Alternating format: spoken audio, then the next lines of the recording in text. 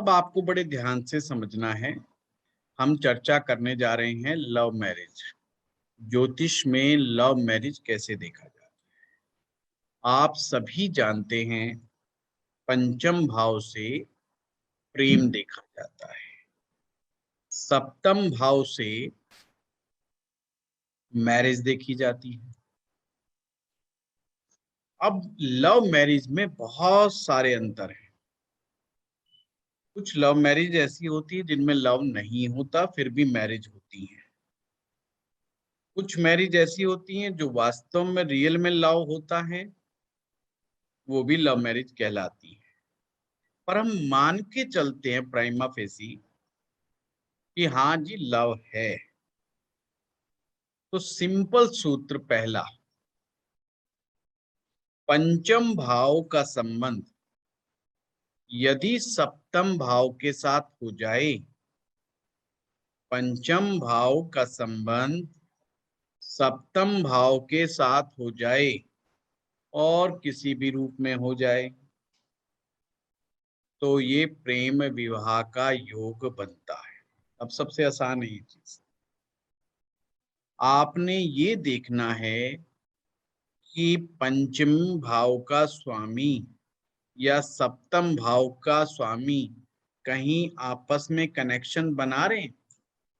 जैसे दोनों साथ बैठ जाएं, दोनों एक दूसरे को देखते हों, ये सब संबंधों की श्रेणी में आता है। या एक्सचेंज कर लें एक दूसरे के हाउस को, सप्तम भाव का स्वामी पंचम में आ जाए और पंचम भाव का स्वामी सप्तम में चला जाए, तो भी हम इसे प्रेम में विवाह मानेंगे। मतलब एक पंचम प्रेम विवाह सप्तम दोनों किसी भी रूप में मिल गए। ये तो वो हैं जो पहली निगाह के अंदर ही आपको समझ में आने वाले योग हैं। कुछ कॉम्बिनेशंस ऐसे हैं जो जल्दी सी समझ में नहीं आते। कौन से? पंचमेश जिस नक्षत्र में बैठा है और सप्तमेश जिस नक्षत्र में बैठा हो, वो अपोजिट हो जाए। कैसे? कि तुम जिस नक्षत्र में बैठे हो, दूसरी पार्टी दूसरे नक्षत्र में बैठे या एक ही नक्षत्र में सवारी करें, तो भी ये कॉम्बिनेशन होता है। यानी जो नक्षत्र हूं, उन दोनों नक्षत्रों का स्वामी एक ही ग्रह हो जाए।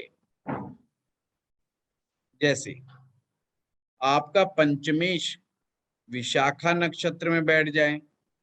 विशाखा नक्षत्र गुरु का नक्षत्र है और सप्तमेश पुनर्वसु नक्षत्र में हो जाए। अब पुनर्वसु भी गुरु का नक्षत्र है, तो दोनों एक ही नक्षत्र के में चले गए, तो इसका मतलब संबंध बन गया कि दोनों नक्षत्रों के नक्षत्रपतियों का स्वामी ग्रह एक ही है। तो ये भी एक प्रकार का संबंध बन जाता है। ये परफेक्ट लव मैरिज योग है। अब ये वो वाली मैरिज है जिसमें रियल लव है। हमारा ज्योतिष लव को क्या मानता है? प्रेम की परिभाषा उसकी निगाह में अनकंडीशनल है। एक ऐसा प्रेम जहां पे कोई भी कंडीशन ना हो। ना तो लड़की लड़के के लिए कोई कंडीशंस रखे, ना लड़का लड़की के लिए कोई कंडीशंस रखे। इसे बोलते हैं अनकंडीशनल लव। और फिर मैरिज हो जाए, तो ये वो मैरिज है जब पंचम का सप्तम से संबंध बन जाए, तो ये रियल लव मैरिज है। अब है कुछ नकली प्रकार की लव मैरिज। नकली लव मैरिज क्या होती है? लड़के ने लड़की को देखा, लड़की ने लड़के को देखा, दोनों को कोई बात उनमें अच्छी लगी। अच्छा क्या लगता है? रंग रूप नंबर एक, नंबर दो पैसा, नंबर तीन उसका स्टेटस। समझ बात को? कुछ और भी आएंगे हम उन सब बातों के ऊपर, कौन सी है ना। पद स्टेटस में आ गया कि मंत्री जी का लड़का है, इकलौता लड़का है, जज साहब का लड़का है, इकलौता लड़का है। करोड़पति बाप का लड़का है। तो पहले चलते हैं फिजिकल अट्रैक्शन की तरफ कि फिजिकल अट्रैक्शन वाला लव मैरिज कैसे होता है। अगर लग्नेश का संबंध, ध्यान से समझना, लग्नेश का संबंध पंचम भाव से या सप्तम भाव से हो जाए, अब आप कहोगे जी ये तो एक इंटेलिजेंट योग है, तो बड़ी अच्छी बात हो गई, इसमें मैरिज कहाँ से आ गई। अगर लग्नेश पंचम में चला जाए या पंचमेश लगन में चला जाए, पर ये लव मैरिज जब कराएगा जब यहाँ पर राहु अपना इंटरफेयर करेगा, या तो वो लगन को इंटरफेयर करे या पंचम भाव को इंटरफेयर करे, या लग्नेश पंचमेश का जो मिलन हुआ है उनके ऊपर दृष्टि संबंध करे या उनके अंदर बैठ जाए।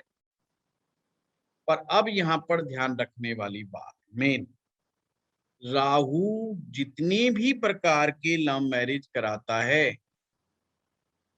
वो इंटरकास्ट मैरिज होती हैं।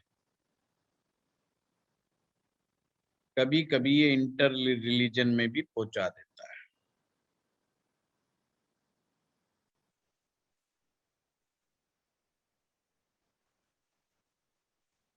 परंतु लगन के संबंध से बनने वाली, होने वाली जो शादी होगी, it's only physical attraction, only and only there is a physical attraction और कुछ भी नहीं।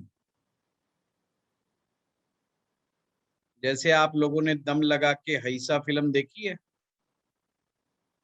वो क्या नाम लड़के का, बहुत अच्छा लड़का, खुराना, आयुष्मान खुराना। आयुष्मान खुराना, बहुत ही अच्छी फिल्म लगती है मुझे। ऋषिकेश में, टोटल और एक ऋषिकेश में उसकी शूटिंग है, ऋषिकेश की शूटिंग है। मुझे फिल्म के साथ साथ ऋषिकेश बहुत अच्छा लगता है, इसलिए फिल्म ज्यादा अच्छी। बिल्कुल। तो उसमें जो लड़की है, ये महाराष्ट्र लड़की है, उसका नाम मुझे याद नहीं आ रहा, भूमि पेडनेकर, भूमि, हाँ भूमि नाम है। तो उसमें जो थ्योरी है ये दिखाती है कि लड़की मोटी होती है और लड़का पतला होता है, स्लिम। और लड़का वाले शादी इसलिए करते हैं कि लड़की जेबीटी मास्टरनी है या क्या है, मतलब वो टीचर लग सकती है, मतलब वो कमाएगी घर में और घर की हालात बहुत बुरी है। अगर शादी हो जाए तो घर के हालात सुधर जाए, मतलब नट थ्योरी, इस थ्योरी के ऊपर शादी हो गई। तो अब शादियां कैसे चले, तो लड़के का मजाक दोस्तों ने उड़ाया कि भाई तू तो देख कैसी के वाइफ ले आया। अब लड़का खुद से इतना परेशान नहीं था जितना और लोगों ने उसको कर दिया, तो उसको बेचारे को गुस्से में आके दोनों में तनाव आ गया। दोनों में तनाव आ गया तो बात इस पे, लड़की पढ़ी लिखी थी तो उसने डिवोर्स भेज दिया कि जाओ भाई तुम और हम अलग। अब सारा परिवार इस बात को लेके परेशान, क्योंकि शादी के पीछे मकसद तो दूसरा था, तो ये मकसद तो खराब हो गया, एक लड़की ने डिवोर्स के लिए बोल दिया। तो बड़ी एक अच्छी बात वहां पर है, जब वो जज के सामने, तो जज उनसे पूछता है लड़की से, तो लड़के से जब पूछता, लड़के ने तो असली रीजन बता दिया कि साहब घर के हालात खराब थे और ये सरकारी नौकरी इसकी लग जाती, और उस घर वालों ने ऐसा ऐसा बताया, उसने तो पोल पट्टी खोल दी क्योंकि वो घर वालों से नाराज। लड़की से जब पूछा कि भाई तूने क्यों शादी करी जब तेरे को तो कहता है, वो एक ही लाइन बोलती है, मुझे अच्छे लगे, मतलब देखने में बड़े मुझे अच्छे लगे। That is called the physical attraction, कि कोई व्यक्ति, पुरुष या स्त्री, एक दूसरे को फर्स्ट निगाह में देखता है और उसे अच्छा लगता है। एक पर ये लव मैरिज नहीं थी, अरेंज मैरिज, मैंने बस इतना ध्यान रखना। तो मैं सिर्फ फिजिकल अट्रैक्शन को समझा रहा हूँ आप लोगों को, कि जब लड़का लड़की क्लास में पढ़ते हैं, कॉलेज में मिलते हैं या कहीं पर भी मिलते हैं और उन्हें वो अच्छे लगते हैं, फिजिकली अच्छे लगते हैं, और फिर उनमें प्रेम संबंध बन जाते हैं और वो माँ बाप के पास जाकर कहते हैं कि ऐसा है जी, हमें लड़की पसंद आ गई या लड़का पसंद आ गया, हमारी शादी कर दो, और वो शादी हो जाए। वो भी लव मैरिज है दुनिया की नगर निगाह में, पर यहाँ ज्योतिष के अनुसार सूत्र बदल गया। क्या सूत्र बदला? कि यहाँ पर फिजिकल अट्रैक्शन है। अब चलते हैं तीसरे मामले की। तीसरा मामला है तीसरे भाव से। तीसरे भाव का संबंध पंचम से या सप्तम से हो जाए,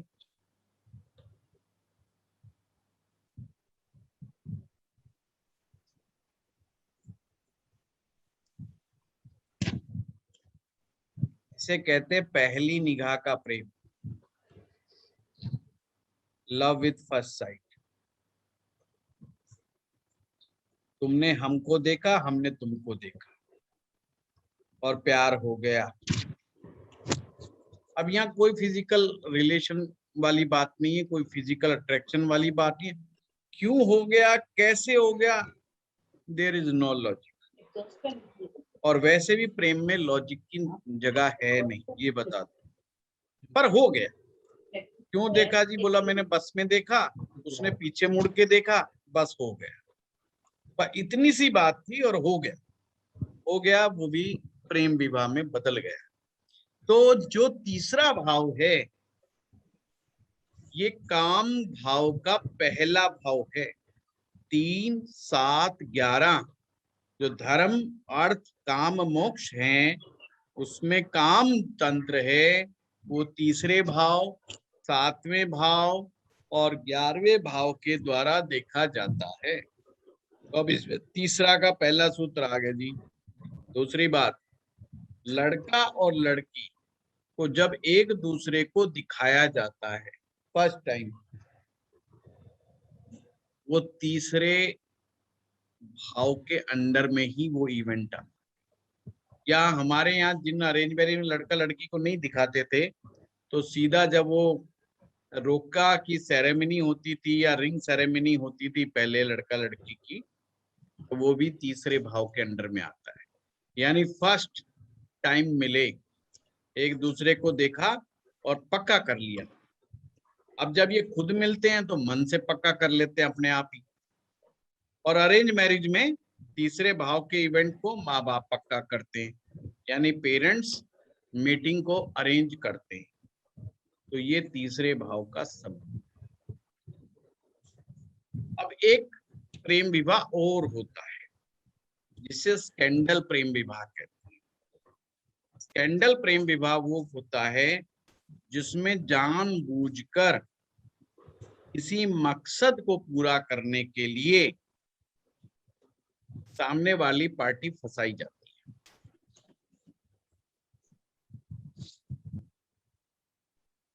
अब यहाँ प्रेम प्रेम कुछ भी नहीं है, स्कैंडल, देयर इज स्कैंडल।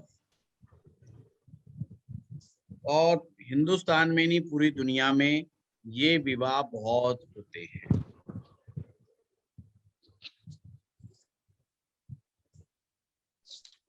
खास करके ये वो जिसमें कम उम्र की लड़कियां बड़े बुजुर्गों से शादी कर लेती, बड़े अमीर पार्टी से शादी कर लेती। और फिर अक्सर हम पूछ लेते हैं भाई ऐसा क्यों करा? कहते 2 रीजन, पहला इनकम, दूसरे दिन कम। तो ये कैंडल मैरिज की उसमें आते हैं। यहां पर बात अब क्या आती है, अष्टम भाव से अगर संबंध बन जाए सप्तम का, पंचम सप्तम के साथ, पंचम सप्तम भाव के स्वामियों के साथ, जब मैं कहता हूं पंचम सप्तम का संबंध, तो आपने ये समझना पंचमेश और सप्तमेश का संबंध। भाव तो आपस में जाके मिलेंगे नहीं कहीं, उनको मिलाने के लिए ग्रह ही काम करेंगे, उनके स्वामी ग्रह काम करेंगे। तो पंचमेश सप्तमेश के साथ यदि छठे भाव का स्वामी या अष्टम भाव का स्वामी किसी रूप में संबंध बनाए, चाहे वो दृष्टि संबंध बनाए चाहे वो बनाए, और अगर राहु किसी भी रूप में पंचम या सप्तम भाव में आ जाए, या लगन में आ जाए तो ये चीटिंग वाली मैरिज कहलाती है। अब स्कैंडल दो कारण भी हो जाते कई, जैसे छोरे की ब्याह नहीं हो रहा होता तो माँ बाप झूठ बोल देते हैं, जो है छोरा हमारा तो इतना पढ़ा हुआ है या इतनी कमाई करता है ना, तो वो भी एक प्रकार की चीटिंग हो गई। मतलब स्कैंडल करके शादी कर रहा है ना, मतलब एक प्रकार से फंसा दिया, उसकी बेचारे के मेरिट्स दूसरे तरह के बता दिए जो उसके अंदर नहीं थे। तो जैसे हमारे यहाँ एक बहुत पुरानी घटना है, एक लाला जी के छोरे का ब्याह नहीं हो रहा था। लाला जी थोड़े से तगड़े था, छोरा भी तगड़ा था, तो ब्याह वाले आते लड़के को देख के भाग जाते। उसका सबसे बड़ा एक और भी कारण था कि लड़का 8वीं फेल था। लड़के तो लड़के वाले बेचारे बहुत परेशान होंगे कि भाई यार क्या करें, इतने बड़े रईस लाला हैं और लड़के का कोई शादी नहीं ले रहा, कोई शादी उठने को तैयार नहीं। हर कोई कहे जी कम से कम इतना तो ठीक ठाक तो पढ़ा लिखा हो कम से कम, बाकी तो सब देखा जाएगा, लड़की को भी तो कुछ समझाएं। उसके दादा ने एक प्लान बनाया, बोला आप चिंता ना करो, इस बार लड़की वाले देखने आए मेरे से ही बात करें, एजुकेशन के बारे में मैं ही बात करूंगा। जैसे लड़की वाले आए तो लड़की वालों ने वही बात कि आपके पोते कितने पढ़े हुए हैं। बोला जी ऐसा है, मैं तो अंग्रेजी जानता नहीं। ये मुनीम जी को कहता है जो साथ बैठ के काम कर रहा था, बोले मुनीम जी आप कितने पढ़े लिखे हो? तो मुनीम जी ने कहा मैं एमए पास हूँ। बोला ऐसा है जी, ये मुनीम जी एमए पास है और मेरा छोरा इसका बॉस है। अब आप देख लो ये कितना पढ़ा लिखा होगा जिसके नीचे एमए पास पढ़ा छोरा काम कर रहा है। लड़की वाले ज्यादा नहीं बोले, बोले यार मामला बहुत गूढ़ गंभीर है, तो वो शादी हो गई। अब शादी होने के बाद तो क्या, वो शादी आज तक चल रही है। अब वो ठीक है, वो भी बुजुर्ग हो गए, इस समय वो भी बुजुर्ग के हालात में, हम छोटे छोटे बच्चे होते थे, ये रियल घटना है। तो जो इस तरह के संबंध जो होते हैं ये स्कैंडलस मैरिज की श्रेणी में आते हैं, जिसके लिए कुछ टारगेट को अचीव करने के लिए कुछ चीजें छिपाई जाती हैं, या तो एजुकेशन, जैसे आजकल लव जिहाद आप सुनते हैं, या धर्म, या कई बार जाति गलत बता दी जाती है कि यार मेरी तो ये जाति है, जाति कुछ और होती है, बता दी कुछ और जाती है, अपने आप को सुपीरियर बना दिया जाता है। या फाइनेंशियल स्टेटस कुछ होता है और कुछ का कुछ बता दिया है। पुराने जमाने में वो किसी के आए लड़की वाले देखने, लड़के वाले के, बोला जी आपके क्या है? बोला जी हमारे आम आम के बाग है। बोला भाई आम का बाग है? बोला हाँ, तो बोले देख लेते हैं बाग। तो खेत में, बोला अपने घर से बाहर करके, बोला जहां तक निगाह जा रही, जहां तक जमीन पे निगाह जा रही है, जहां तक पेड़ दिखाई दे रहे हैं, वो सारे बाग हमारे हैं। बाद में शादी के बाद पता चला 5 ही पेड़ थे उनके सिर्फ आम के। तो ये जो घटनाएं होती हैं, ये भी ओरिजिनल स्टोरी बता रहा हूँ। तो ये जो घटनाएं होती है जिसमें झूठ का सहारा लेकर के या किसी को फंसाने के चक्कर में स्कैंडल क्रिएट करके किसी को ब्लैकमेल करके जो शादियां होती हैं, वो छठे से रिलेटेड या अष्टम से रिलेटेड चीजों में आती है। अब एक विवाह होता है जिसका संबंध केवल फिजिकल रिलेशन से रिलेटेड है, बाकी और कोई संबंध नहीं है। वहां ना प्रेम है, ना स्कैंडल है, ना कुछ, only to fulfilling the desire, physical desire. तो 12वां भाव जो है, अगर उसके संबंध सप्तम भाव से हो जाए, परंतु ऑलवेज रिमेंबर पंचम भाव या राहु, पंचम भाव या राहु जब तक इन्वॉल्व नहीं होगा, जब तक लव मैरिज का मामला नहीं सेट हो। ये सारे के सारे लव मैरिज के मैंने प्रकार आपको बताए हैं कि जिसके कारण संबंध बनते हैं और शादियां होती हैं। तो ये इस प्रकार की होती है। यही कारण है कि लव मैरिज की शादियां भी विफलता प्राप्त करती हैं। तो आपको क्रिस्टल क्लियर समझ में आना चाहिए। जैसे लोग अक्सर जिनको ज्योतिष नहीं पता, वो बेचारे ज्योतिषी को परेशान कर देते हैं, देखना लव मैरिज थी और ये हो गया और वो हो गया, और सक्सेसफुल हो जाती तो देखो जी कोई गुण नहीं मिला है, लड़का लड़की ने पसंद किया और देखो साहब कितनी अच्छी मैरिज चल रही है। समझे बात को? तो बेचारे दोनों समय में ज्योतिषी फंस जाता है। आपको क्रिस्टल क्लियर क्लियर होना चाहिए मैरिज कौन सी अच्छी चलेगी, जहाँ सप्तम और पंचम एक दूसरे के साथ बहुत अच्छे से सत्ता हस्तांतरण कर रहे हैं। ऐसा कि सप्तम भाव का स्वामी पंचम में, पंचम का भाव का स्वामी सप्तम में, या पंचमें सप्तमेश एक साथ बैठे हैं पर केंद्र में या त्रिकोण में। ये नहीं छठे आठवें बारे में बैठ जाए। हाँ, ये ध्यान रखना, केंद्र में या त्रिकोण में अगर बैठे हैं तो रियल में दोनों को एक दूसरे से प्रेम है, और ये रियल वाला प्रेम है। और जब रियल वाला प्रेम है तो हेल्थ वेल्थ मायने नहीं रखती। ये ध्यान रखना, हेल्थ वेल्थ मायने नहीं रखती। फिर वो गरीबी में भी एंजॉय करते हुए अपनी लाइफ को गुजारते हैं। ये नहीं कि साहब लड़का गंजा हो गया है या लड़के के बाल उड़ गए, अब कैसे करें जी, या लड़की जो है समय से पहले बूढ़ी हो गई जी। वो सब नहीं। उस मैरिज में ना फिजिकल है, ना वेल्थ है, ना हेल्थ है। यहाँ इनकी कोई इम्पोर्टेंस नहीं है। दोनों ने कसम खा के बैठे हैं कि हमने लंबे समय तक साथ चलना है। ये थे लव मैरिज के योग, जो सिंपल भाषा में मैंने आपको समझा दिए। छठा भाव, छठा भाव क्या है? गुप्त शत्रु, है ना।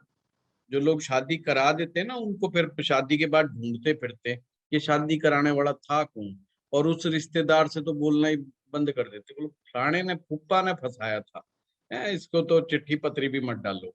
यही था वो, है। या ज्योतिषी जो कुंडली मिलाता है, यार इस ज्योतिषी ने मेरा सत्यानाश दे के मारा, यही बोला बहुत बढ़िया शादी निभेगी, है 32 गुण मिल गए। तो फिर वो उनको ढूंढते हैं। तो छठा भाव जो होता है वो कहीं ना कहीं गलत तरीके से गाइडेंस दे करके लड़के लड़की से शादी जो कराई जाती है। अष्टम भाव गुप्त षड्यंत्र के तहत, जिसे मैं कहता हूँ ब्लैक मेलिंग, या टारगेट फिक्स करके कि यार ये इसकी इकलौती लड़की है, करोड़ों रुपए है, अगर इस लड़की से हम प्रेम की बात करें और ये लड़की फंस जाए किसी तरीके से और हमारी इस लड़की से शादी हो जाए तो हम बैठे बैठे करोड़पति हो जाएंगे। ये अष्टम के अष्टम गुप्त विचार है। अब ये बातें वो बताते थोड़ी हैं किसी से, करने वाले, और वो लड़की के साथ वैसे ही करते हैं। इसलिए अमीर माँ बाप के बच्चों को के साथ चीटिंग होने के चांसेस बहुत ज्यादा बढ़ जाते हैं, बड़े लेवल पे। इसीलिए बड़े घर के लोग, जो बड़े हाई क्लास के लोग हैं, अक्सर अपनी कैटेगरी से बाहर जाना पसंद नहीं करते। वो दूसरी कास्ट में चले जाएंगे पर वो हमेशा ये देखेंगे कि इनका टर्नओवर कितना है, इसकी कंपनी का टर्नओवर कितना है, वहां शादियां टर्नओवर से होती है। अच्छा भाई तेरी कंपनी का टर्नओवर कितना है, वो कहता है जी 100 करोड़ है। अच्छा जी मेरी, बोला जी अपन तो 80 तक है, बोला फिर भी हो जाएगा, मामला सेट हो जाएगा, कोई बात नहीं। पर किसी ने कहा जी मतलब 10 करोड़ है, बोला इसको आउट करो, ये 100 करोड़ वाले क्लब में शामिल नहीं है तो हमारी शादी नहीं हो सकती। तो वो भी एक प्रकार है शादी का। और अब हम चलते अरेंज मैरिज। अब जो बाकी जितनी भी बच गई सब अरेंज मैरिज है। अरेंज मैरिज किनकी होती है? नंबर एक, जो शरीफ होते हैं। अब आप कहेंगे जी शरीफ कौन होते हैं, पहले तो इसकी डेफिनेशन क्लियर करो। शरीफ वो होते हैं जो कमजोर होते हैं। शरीफ कौन होता है? जो कमजोर होता है। नंबर दो, जो डिसीजन नहीं ले पाता वो भी शरीफ कहलाता है।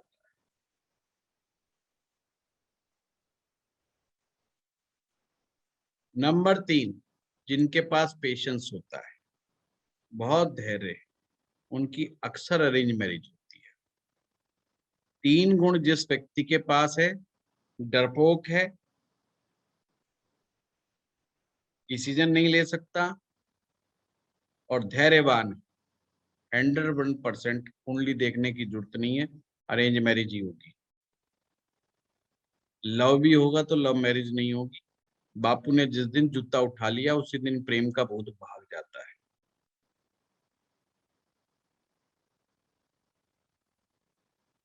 अब हम चलते हैं कि प्रेम हुआ पर शादी नहीं हुई, अफेयर हुआ, शादी नहीं हुई। कुंडली देखते ही कैसे पता लगाएं कि साहब इसको तो प्रेम होगा ही होगा, ये तो पैदाइशी प्रेमी है, ये इसका नेचुरल गुण है जी, इसका काम ही प्रेम करना है।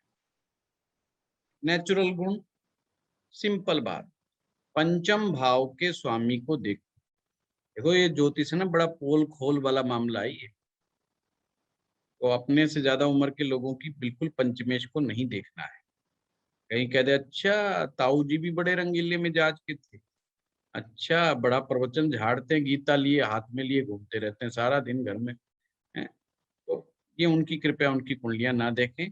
पुराने आदमियों की कभी भी पंचमेश की बात ना करें, तो उन्हें ना छेड़ा जाए। ठीक है, सबकी अपनी लाइफ है। पंचम भाव का स्वामी यानी कि पंचमेश यदि त्रिकोण में बैठ जाए, यानी पंचमेश या तो पंचम में बैठे, या पंचमेश नवम में बैठे, या पंचमेश लगन में बैठे, तो आपने समझना है ये पहली कैटेगरी का आदमी वो है जो इस संसार में आया ही प्रेम करने के लिए। मतलब उसकी पहली और आखिरी चाहत है कि मुझे बस प्रेम मिलना चाहिए, और उसको अगर आप प्रेम दे देते हो तो फिर कुछ भी काम नहीं। बस वो प्रेम के भूखे हैं, सो सिंपल।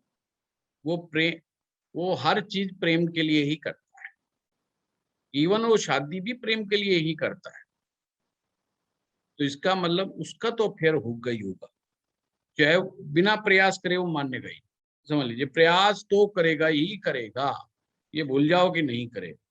वो बात है, अलग है कि कोई बाधक ग्रह, आप समझना, बाधक ग्रह पंचम भाव पर दृष्टि डाले या पंचमेश के साथ संबंध बना ले,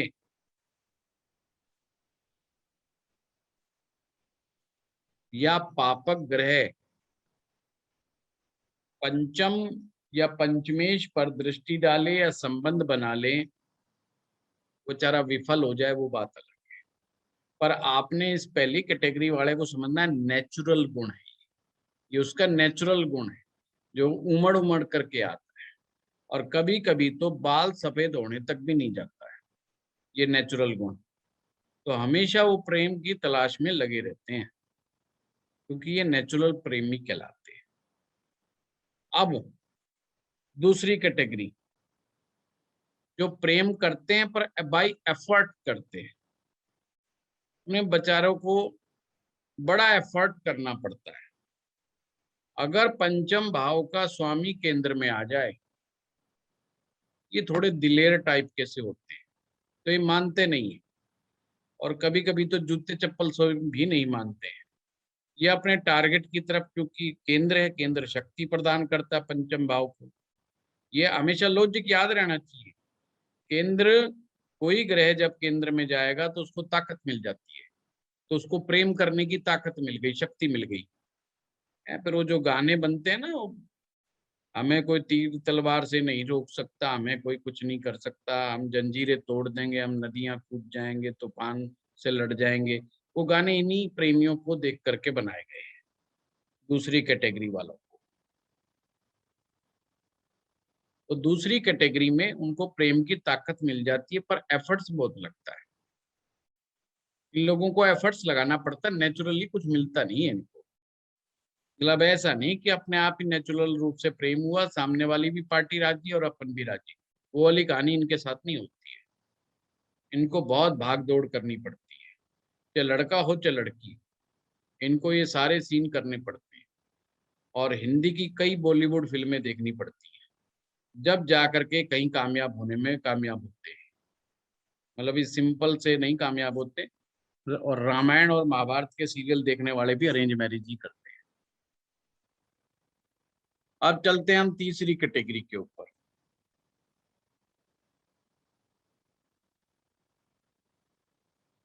अगर ना पंचमेश केंद्र में है, ना पंचमेश त्रिकोण में है, तो तीसरी कैटेगरी है एफर्ट किया या नहीं किया, जैसे ही आग उठी और उसके ऊपर ठंडा पानी डाल दिया, या तो घर वालों ने पिटाई कर दी, या घर वालों का माहौल ऐसा समझा दिया गया बचपन से, खबरदार अगर तूने किसी और जाति की लड़की या लड़का कुछ भी अगर इधर उधर हुए, तो हम बंदूक ड्राइंग रूम में ही टांग करके रखते हैं। तो फिर बच्चा कहता है नहीं नहीं, ये कुछ नहीं हो सकता भाई, हमारे साथ कुछ नहीं हो सकता, चाहे बाकी के साथ। तो वो लोग ना एफर्ट करते हैं और ना ही वो नेचुरल वो करते हैं। तो इनका प्रेम वन साइडेड होता है। अगर होता भी है, कोई दशा ऐसी आ जाए, अक्सर शुक्र की दशा और चंद्रमा की दशा यंग एज में प्रेम के फूल खिलाने में सबसे सक्षम है। तीसरा ग्रह है प्रेम के पुष्प खिलाने वाला, वो है राहु। पर वो हमेशा गलत जगह फूल खिलाता है, ये ध्यान रखना। जैसे वो फिल्म देखी थी ना आपने, सौदागर, उन्होंने प्रेम वहां किया जो जानी दुश्मन थे एक दूसरे के, हैं कि बापू का दुश्मन, दादा का दुश्मन, वहां शादी करेंगे जी हम।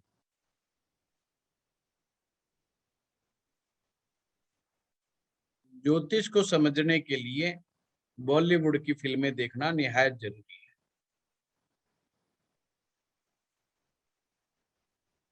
वो आपको अच्छी तरह समझा देंगे पंचमेश क्या है और सप्तमेश क्या है।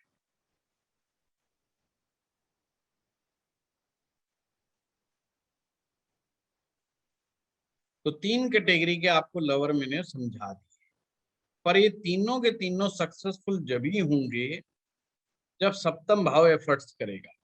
अगर उसका कोई कॉम्बिनेशन आपस में नहीं होता, तो आंख बंद करके कह दीजिए शादी नहीं होगी, चाहे लड़का शीर्षासन करके खड़ा हो, कि हम मर जाएंगे, कट जाएंगे, तीसरी मंजिल से कूद जाएंगे, आग में कूद जाएंगे, पानी में कूद जाएंगे, कुछ नहीं होगा। आप इत्मीनान रखें, कुछ नहीं होगा। और ऐसी स्थिति में पंडित जी लोग, एस्ट्रोलॉजर बहुत फायदा उठाता है। कहता है जी चिंता मत करो। माँ बाप तो बड़े डेस्परेट होते हैं कि भाई ये तुड़वाओ, है मामला तुड़वाओ, ये हमारे जाति के नहीं है या ये हमारे स्टेटस के नहीं है, तो कुछ भी करो, एस्ट्रोलॉजर से कहते हैं। ऐसे में वो ये नहीं कहता कि नहीं होगा, वो कहेगा भाई मैं उपाय बताता हूँ, बिल्कुल टूट जाएगा। अजी चुटकियों में तोड़ देंगे, छोरा छोरी एक तरफ देखेंगे तक नहीं, लगे रहो वो 6 महीने तक ये उपाय कराओ। और वो उपाय कराते हैं, 6 महीने में लड़ मरते हैं वो। हाजी वाह, बड़ा जबरदस्त उपाय है इनकी, तो रेमेडी में कमाल है, जादू है इनकी रेमेडी में। एक्चुअली में वो शादी होनी ही नहीं, और जिनकी शादी नहीं होनी थी, जब शादी की बात ज्यादा चलती है जब ही झगड़े ज्यादा होते हैं, ये ध्यान रखना। लड़का लड़की में बात करनी शुरू कर दो, घर में शादी की बात करनी शुरू कर दो, लड़का लड़की में झगड़ा होना शुरू हो जाएगा। जिनकी कुंडलियों में ये योग नहीं है, जब तक बातचीत नहीं चल रही, बहुत आराम से उनका टाइम पास चलता रहे। देखा कितना आसान है लव मैरिज पता करना, अरेंज मैरिज पता करना। दोनों ही तरह के अरेंज मैरिज, लव मैरिज पता करना बहुत इजी है। हाँ दीपक जी बोलिए। सर हमने शतमेश और पंचमेश की बात की। इसमें ग्रह का क्या रोल है? सपोज पंचम भाव का स्वामी मार्स है या जुपिटर है, इनका क्या रोल है सर? दीपक जी, नंबर एक बात, ग्रह पहले कौन सा रोल अदा करेगा, बाय नेचर वाला नहीं, जो रोल उसे मिला है वो करेगा बाद में। अगर मैं केमिस्ट्री का अध्यापक हूं तो पहला रोल मुझे केमिस्ट्री का ही अदा करना पड़ेगा। अब मैं फनी आदमी हूँ, घुमा के पढ़ाता हूँ, कैसे सिखाता हूँ, सीरियस पढ़ाता हूँ या हंसी मजाक से पढ़ाता हूँ, वो सब बात की बातें हैं। पर मैं केमिस्ट्री का लेक्चरर होकर के फिजिक्स की बुक ले जा करके उस क्लास में नहीं पढ़ा सकता। सिंपल सी बात है, क्योंकि मेरा रोल वही है, मुझे रोल वो दिया है। आपकी कुंडली में पंचम भाव का स्वामी मंगल हो गया तो प्रेम करने की पावर मंगल को दे दी, पर मंगल का नेचर नहीं है प्रेम करने का। किसी का पंचमेश शनि है, शनि बिल्कुल प्रेम नहीं करता है। वो कहता है भाई मेरा लेना देना नहीं, मैं तो मोक्ष के रास्ते पर तपस्या कर रहा हूं, मैं तो तपस्वी व्यक्ति हूं। परंतु क्या जिनका पंचमेश शनि ग्रह है उनकी क्या लव मैरिज नहीं होती या लव नहीं होता है? शनि वहां भी प्रेमी बन जाएगा। देखा कमाल की बात, वहां पे शनि ग्रह प्रेमी हो जाएगा। वो कहेगा भाई अफेयर तो होना चाहिए। अब वो रूप छोड़ देगा जो उसका सन्यासी वाला था। बृहस्पति भी नहीं चाहता कि अफेयरबाजी में उसका कोई यकीन नहीं है। वो कहता है टोटल ट्रेडिशनल, अपने कुल की जो चली आ रही है रीत उसको तोड़ना नहीं है, अपने कुल से बाहर जाना ही नहीं है। ये गुरु की अपनी फिलॉसफी है। पर अगर पंचमेश गुरु हो गया तो अब उसको प्रेमी बनना पड़ेगा, उसको इश्क मोहब्बत करनी पड़ेगी। जरूरी नहीं हर बार शुक्र ही प्रेम मोहब्बत करे, वो मार्केश भी हो जाता है। तो ये गलती ज्योतिषी को नहीं करनी चाहिए। ये बस अगर ये छोटी छोटी बातें समझ में आ गई, बन गए ज्योतिषी आप। भाई इतना ही दम है इसमें, इतना ही है बस मामला। हम ही नहीं समझ पाते, हम दो चीजों को तीन चीजों को एक साथ उलझा देते हैं और उलझाने से ही मामला नहीं सुलझता। सिंपल सिंपल चीजों को लेकर के चलेंगे तो मामला कुछ नहीं होना। आपका पंचमेश मंगल हो, शनि हो, गुरु हो, राहु हो, वो तो कुछ हो, वो रोल अदा करेगा पंचम का। उसका काम है संतान देना, संतान देगा। उसका काम है प्रेम करना, प्रेम करेगा। उसका काम जो फर्स्ट है वो देगा। पर कैसे प्रेम करेगा, अब नेचर आएगा। अब गुरु प्रेमी बन गया तो गुरु प्रेमी कैसे बनेगा? वो निवेदन करेगा, वो चिट्ठी लिखेगा बड़े प्रेम से।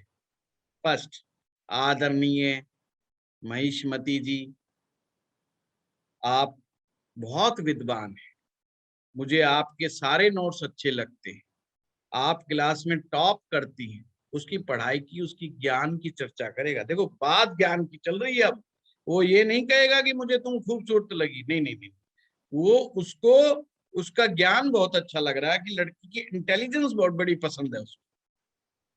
आप बोलती बहुत अच्छे तरीके से है, सभी अध्यापक गण आपकी तारीफ करते हैं और मैं विशेष तारीफ करता हूँ। तो ये शुक्र, ये प्रेम उसका है। और जब वो कोई कहता है आए चले कॉफी पे, कॉफी पिलाता हूँ, ये गिफ्ट्स लो, अच्छा आज आपका जन्मदिन है, जन्मदिन पे वो कहती है नहीं नहीं आज तो मेरा जन्मदिन है ही नहीं। अच्छा मुझे तो लगा आज ही जन्मदिन है, मैं तो ले आया गिफ्ट, अब तो ले ही लो। अब ये वीनस है, गिफ्ट बांटना शुरू, पहले दिन से पट्टा जो है अपने ब्रांडेड चीजों पे बांटना शुरू कर दिया, ब्रांडेड चीजों पे बात करना शुरू कर दिया टशन में। ये शुक्र का अंदाज है। शुक्र जाति नहीं पूछेगा, शुक्र मजहब नहीं पूछेगा। गुरु सबसे पहले पता करेगा किस गोत्र की है, किस समाज से रिलेटेड है। ओहो ये समाज है, यहाँ बात नहीं बनेगी, यहाँ तो नहीं। अरे ये अच्छा हम बनिए ब्राह्मण है, ये हो जाएगा, हो जाएगा, मामला सेट है, लेवल अब बराबर है, वो आगे बढ़ जाएगा। और अच्छा ये मुसलमान है, ओ बाप रे नेक्स्ट टू इम्पॉसिबल, बृहस्पति वहां से वापस भाग लेगा। ये थोड़ा थोड़ा नेचर का ट्विस्ट मिलता है, समझ रहे हो। फिर भी मुस्लिम लड़की अगर कहे नहीं करनी पड़ेगी तो बृहस्पति करेगा। अगर पंचमेश सप्तमेश मिले हों और राहु बीच में इंटरफेयर करता हो तो वो शादी करेगा, ये समझ लीजिए। तो जो रोल मिला है ज्योतिष में, ग्रह उस चीज को अवॉइड नहीं कर सकता, नेचर का अंश है उसमें। पर इतना बड़ा नहीं कि वो अपनी चीज को साइड में कर दे। समझ रहे हो बात को? तो ये सिंपल चीज है। तो आप बिल्कुल कंफ्यूज ना हो। आपका पंचमेश कोई भी ग्रह हो, आपका सप्तमेश कोई भी ग्रह हो, आपने संबंध देखना है। सिंपल। मैं क्लास में नहीं करा रहा, नहीं पता चल जाता किसका कितना अफेयर है रहे हैं। परंतु हमारा टारगेट वो नहीं है। ये तो बच्चों की एस्ट्रोलॉजी होती है ना, उसमें होता है ये किसके कितने अफेयर रहे हैं, वो अभी सच बता दी। ये बहुत छोटी चीज होती है, मतलब ये बहुत आसान चीज है।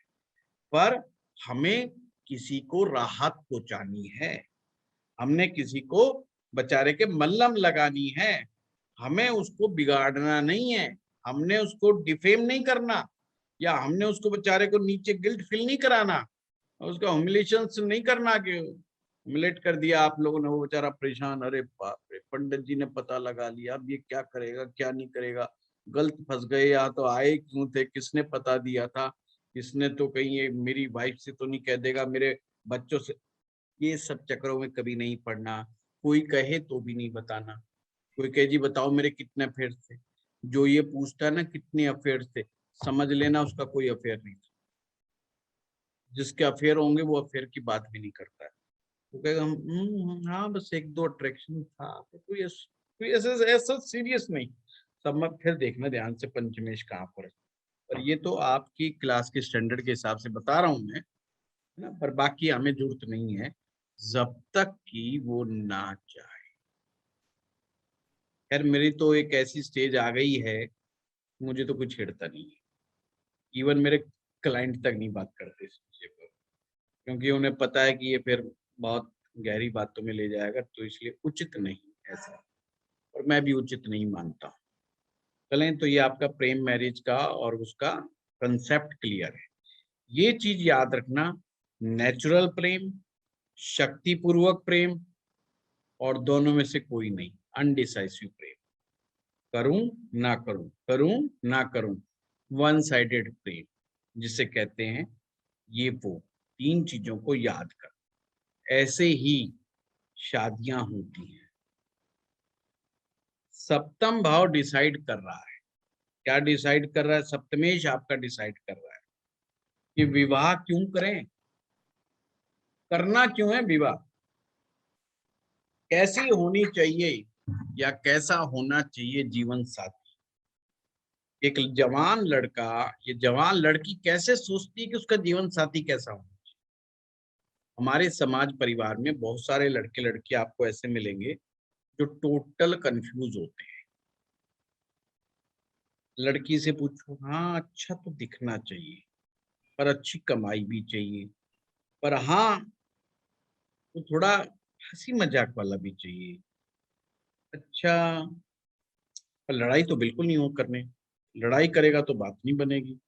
हाँ, ड्रिंक कभी कभी कर सकता है पर हमेशा नहीं, है ना। मेरे पापा ड्रिंक करके बहुत हल्ला करते हैं ये, पर मुझे बिल्कुल अच्छा नहीं लगता ड्रिंक क्या हुआ, आदमी मुझे समझ में ही नहीं आता। ड्रिंक करे भी तो घर ना आए उस दिन। अब वो बता रही है, इसमें कुछ गलत नहीं है। इसका मतलब क्या है? उसे मालूम है उसे कैसा पति चाहिए, उसे मालूम है कैसा पति चाहिए, उसे मिल जाए। पर बहुत सारे लोग ऐसे हैं जिन्हें नहीं मालूम उसको कैसा जीवन साथी चाहिए। उसको ये भी चाहिए, उसको वो भी चाहिए, उसको सलमान खान भी चाहिए, उसको शाहरुख खान भी चाहिए, उसको ऋतिक रोशन भी चाहिए, उसको फलाना भी चाहिए, उसको अपने घर का बावर्ची भी चाहिए, उसको अपने पिताजी जैसा भी चाहिए, उसको अपने जीजा जी जैसा भी चाहिए, फलाना भी चाहिए, ढिगड़ा भी। अब चाहिए क्या, मतलब बस यही तो नहीं समझ में आ रहा, सिलेक्ट कौन सा करूं। तो हमेशा ध्यान रखना, आपका सप्तम भाव का स्वामी कौन से भाव में जाकर के बैठा है, वही डिसाइड कर रहा है। अगर सप्तम भाव का स्वामी त्रिकोण में बैठता है, अपने भाव से त्रिकोण में बैठता है, या कुंडली के त्रिकोण में बैठता है, तो उसे प्रेमी आदमी चाहिए। उसकी फर्स्ट रिक्वायरमेंट ओनली प्रेम करे, और बिल्कुल नेचुरल प्रेम, जिसमें दिखावा ना हो, झूठ ना हो, आडंबर ना हो, झूठा व्यक्ति नहीं हो, यानी वो सच्चे आदमी की डिमांड कर, और लड़का है तो सच्ची लड़की की डिमांड करता है। सप्तमेश यदि केंद्र में हो तो उसको पराक्रमी जीवन साथी चाहिए, और सप्तमेश आपका ना केंद्र में ना त्रिकोण में, ही इज कंफ्यूज, क्या चाहिए। और कभी कभी कंफ्यूजन में शादियां बहुत होती हैं, और बाद में फिर वो हल्ला मचाते फिरते हैं, और फिर वो खाम खाई एक ऐसा शख्स ढूंढते हैं जिसके ऊपर आरोप मंडा जा सके, और उसको गाली देके अपनी भड़ास निकाल लेते। बाकी तो खैर विवाह जो है मूर्खता का काम है, और विवाह जितनी मूर्ख उम्र में हो जाए उससे बढ़िया कुछ नहीं होता। तो मेरा मानना है कि विवाह को जल्दी से जल्दी किया जाना चाहिए। ये जल्दी से जल्दी किए जाने वाला विषय है। आजकल के समय में लेट पे लेट चल रहा है मामला, वो मेरे हिसाब से विवाह में सबसे बड़ी समस्या है। आफ्टर मैरिज जो इतने क्लेश बढ़ गए हैं, उसके पीछे बड़ी उम्र में भी विवाह एक बड़ा कारण है।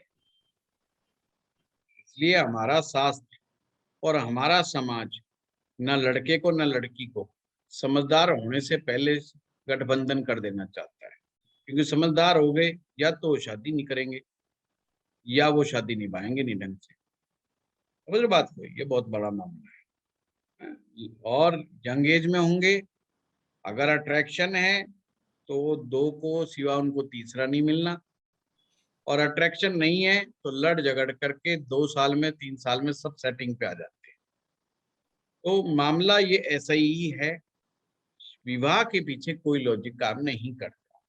अगर आप कहें कि लड़की इतने पढ़ी लिखी होनी चाहिए, सुंदर होनी चाहिए, अच्छे परिवार की होनी चाहिए, अच्छे खानदान की होनी चाहिए, ये होनी चाहिए, वो होनी चाहिए, तो ये टोटल मूर्खता की बातें हैं। लड़का, अगर लड़की सोचे कि लड़का ये हो, वो हो, फलाना हो, कितना ये वो कर लो, होना वही है जो नवमांशा में छिपा हुआ बैठा है। उसकी कुंडली के नवमांशा में जो छिपा बैठा है वही मिलेगा। अब वो उसकी लड़की की किस्मत है, वो जेठालाल मिलेगा या उसको ऋतिक रोशन मिलेगा, ये उस लड़की की किस्मत है, ये समझ लेना। चाहे वो कितना ही उछल कूद कर ले, तो ज्यादा बेटर है कि ज्योतिषी के पास जाए और उससे ताश का पत्ता निकलवाए कि जेठालाल जी निकल रहे हैं या ऋतिक रोशन निकल रहा है। उससे ज्यादा कुछ भी बड़ी बात नहीं हो सकती। और ये भी निश्चित है, आपका जीवन साथी निश्चित है, आप उसे बदल नहीं सकते। आपका जीवन साथी आपकी कुंडली में जैसा लिखा है वैसा ही मिलेगा। आप चाहे मैच मेकिंग करवा लो तो भी बढ़िया, अच्छा करवा लो तो भी बढ़िया। मैच मेकिंग माइंडसेट है। हाँ, किसी आदमी को पीटने से पहले अगर हम पहले इतला कर दें कि कल तेरे 2 जूते लगेंगे, तो हो सकता है वो 2 जूते खाने के लिए तैयार रहे। बस इसी का नाम मैच मेकिंग है, इससे ज्यादा कुछ नहीं। समझ गए बात को। होना आखिर वही है जो लिखा है। दूसरी बात, एक भ्रम और मिटा दो, हर लड़का और हर लड़की अपने जीवन साथी को सुधारने में सारा टाइम लगा देते हैं। फुल एनर्जी, 70 to 80% एनर्जी वो एक दूसरे को सुधारने में लग जाते हैं, और सुधारने में वो वाला काम करने लग जाते हैं जैसे एक मास्टर अपने स्टूडेंट के साथ कर लेता है। कभी कभी मास्टर डंडा भी उठा लेता है, कभी कभी गाली गलौज से भी काम चल लेता है, और नहीं डांट तो मारना भूलता ही। और वो मास्टर उसका हितैषी है, ये ध्यान रखना, मास्टर उसका विरोधी नहीं है। बस ऐसा ही कुछ पति पत्नी का सा संबंध है, जो रोज मिलना है, रोज मास्टर ने झटकी मारनी है, और कभी कभी तो बिना बात पे मारनी है। हाँ भाई क्यों लेट आया, अच्छा जेब में हाथ क्यों डाल रखे तुमने, जेब से हाथ बाहर निकाल, खड़ा हो, सीधा खड़ा हो, कैसे खड़ा है वो बेचारा। बस, तो उसको डांटना है, बस कुल मिला के बाद डांटना है। तो ऐसी पति पत्नी का संबंध होता है। कभी कभी एक दूसरे को वो ऐसे डांटते हैं, किस बात पे डांटते हैं उन्हें भी नहीं पता होता। तो आप कृपया करके ना उनका नेचर बदलने का प्रयास करें, ना ही उनकी डाइट बदलने का प्रयास करें, ना ही उनकी हाइट बदलने का प्रयास करें। होना जाना कुछ नहीं है, सिर्फ मन का वहम है। आप वो जैसे हैं वैसे 100% स्वीकार करें। Acceptance is the best defence. अगर हैप्पी मैरिज लाइफ चाहिए तो एक ही उपाय है, टोटली एक्सेप्टेंस। वैसे मैंने एक बार कोर्स करवाया था लव मैरिज एंड रिलेशनशिप, बहुत लंबा चला था, 15 दिन की क्लास थी, पता नहीं कितने दिन में खत्म हुई थी। तो ऐसे लंबे लंबे प्रवचन माला बहुत चली थी उसमें। जब YouTube पे मेरी कोई भी हो तो आप जरूर देखिएगा, सारे नहीं डाले गए वीडियो धीरे धीरे करके आएंगे, इसलिए उस चैनल को सब्सक्राइब करें। उसमें मैंने ऐसे प्रयासों से बचने के कई बार उदाहरण सहित व्याख्याएं की हैं। और हम अपनी एनर्जी को बहुत ज्यादा लगाते हैं। पति पत्नी का बीच का झगड़ा का मूल कारण है एक दूसरे को कब्जे में लेना, कि मैं इस पे सवार हो जाऊं, वो कहे जी मैं इस पे सवार हो जाऊं, वो कहे जी मेरी चलनी चाहिए, वो कहे जी मेरी चलनी चाहिए, वो कहे मैं तुझे दिखाऊं, वो कहे मैं तुझे दिखाऊं, वो कहे मैं देख लूंगा, वो कहे मैं देख लूंगा। वो देखने दिखाने के झगड़े होते हैं और कुछ नहीं होना जाना होता। हाँ, एक उम्र के बाद दोनों समझ जाते हैं कौन कितना देखेगा, कौन किसको कितना नहीं देखेगा, तो उसके बाद मामला सेट हो जाता है। अगर पति को लगता है कि पत्नी ज्यादा अच्छी तरह से देख सकती है तो बेचारा बर्तन भी मांज लेता है, रसोई में काम भी कर लेता है। अगर उसको लगता है कि बंदर गड़की है ये, इससे होना जाना कुछ नहीं है, तो फिर वो सुनता नहीं है, फिर वो ऐसे ही घूमता रहता है। जैसे एक स्कूल के अंदर शरीफ मास्टर होता है, उसे पता है इसने डंडा नहीं उठाना, इसने सिर्फ बोलना बोलना है, करना कुछ नहीं है। फिर एक मैथ का मास्टर होता है या पीटीआई होता है, जिसके हाथ में हमेशा ही डंडा होता है, और बंदा कहता है बेटे इसकी पकड़ में मत आ जाइयो, नहीं तो सुताई ढंग से होगी। तो हर आदमी एक लेवल के बाद अपने जीवन साथी को बड़े अच्छे ढंग से समझ जाता है। हमारे हिंदुस्तान की खूबसूरती यही है कि हमारे हिंदुस्तान में कहीं से भी इस प्रक्रिया को नहीं समझाया जाता कि अलग भी हुआ जा सकता है। ये जब लोग ज्यादा पढ़ लिख गए तो अलग होने की प्रक्रिया को समझने लगे हैं। अन्यथा हमारे शास्त्रों में, हमारे देश में तलाक नाम की किसी बला का नाम नहीं था, ना ही शास्त्रों में है और ना ही हमारे संस्कारों में है, ना ही हमारे परंपराओं में है। तलाक शब्द उर्दू का शब्द है, उर्दू भी नहीं कहना चाहिए, पारसी का कहना चाहिए, क्योंकि उर्दू लैंग्वेज हिंदुस्तान की लैंग्वेज है और उर्दू लैंग्वेज पारस की लैंग्वेज नहीं है या अरब की वहाँ उनकी नहीं है। जो रियल मुसलमान है उनकी लैंग्वेज अरबी है। ये उर्दू तो हमारी ही बनाई हुई है, ये जो शायर टाइप के लोग थे इनके द्वारा घड़ी गई है ये उर्दू टाइप, उर्दू तो है। तो ये तलाक शब्द जो है ये हमारे यहाँ का नहीं है, हिंदुओं में नहीं है। इसलिए यहाँ 7 जन्मों की बात की गई है।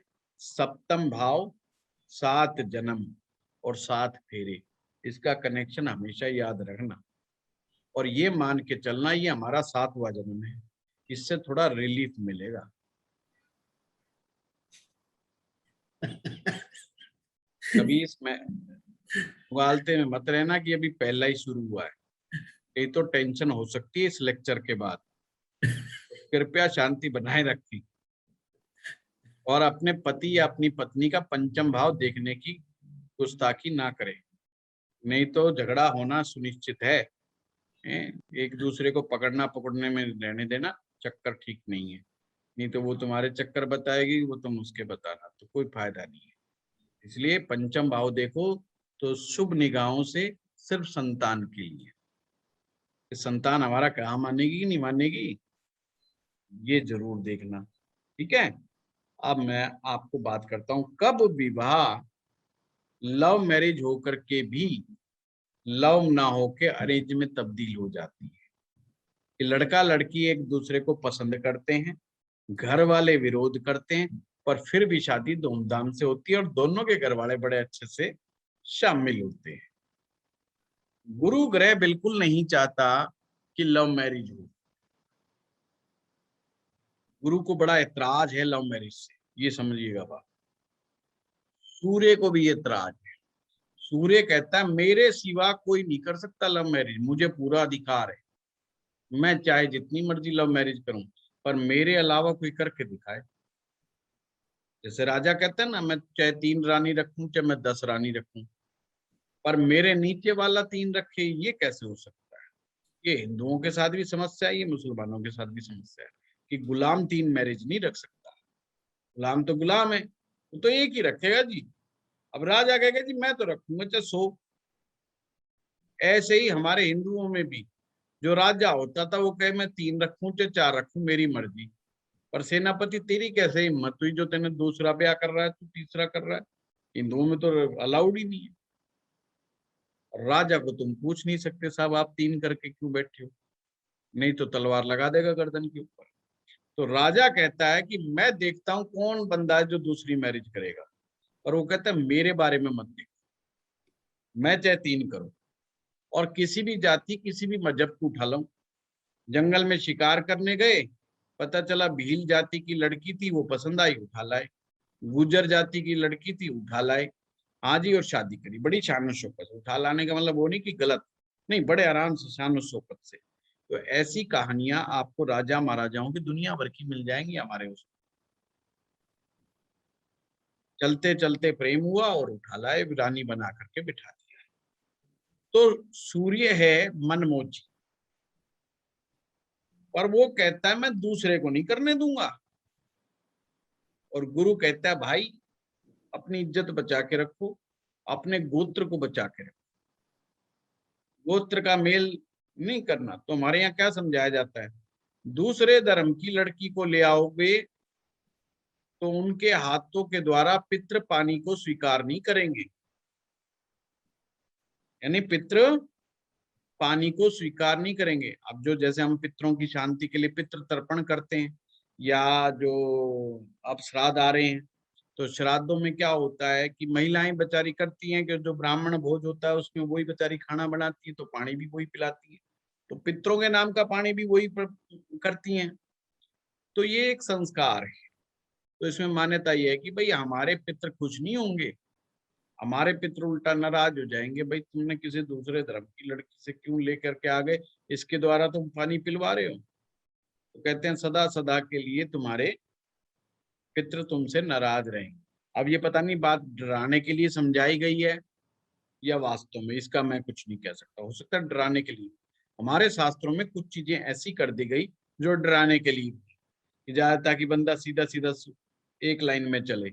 अब वास्तविकता क्या है ये मुझे नहीं पता, क्योंकि ये रिसर्च का विषय है कि क्या है क्या नहीं। वो तो सब अलग अलग होकर के सब बताएं समझाएं कि जिन्होंने प्रेम विवाह किए हैं उनके साथ क्या हो रहा है, क्या पितृ दोष के लक्षण उनके मिल रहे हैं कि नहीं मिल रहे हैं, वो तो रिसर्च का विषय है। ठीक है, तो उसके विषय में हम कुछ नहीं कह सकते।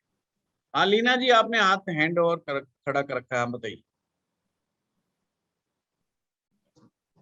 सर मुझे ये मैरिज के बारे में पूछना था। जब भी किसी की शादी लाइक हमेशा 1-2 बार ऐसे होते होते नहीं होती, तो वो कौन से ग्रह रिस्पॉन्सिबल होते हैं, या उसके 7वें भाव में रिलेशन ही नहीं होता, वो पूछना था। सिंपल संबंध है, जिसकी शादी नहीं हो रही है या शादी में डिले हो रहा है, तो उसका पहला कंसेप्ट पहले देखो दिमाग ठीक है कि नहीं उसका। First check the brain.